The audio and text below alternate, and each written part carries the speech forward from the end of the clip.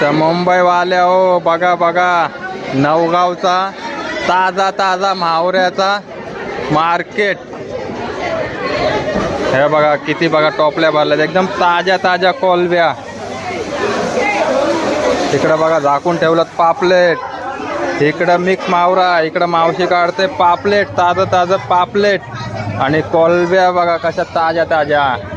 तर हा नजारा बघा बघा बघा बघा एकदम ताजा ताजा मावरा. तिकडं आहे फिशिंग हार्बर.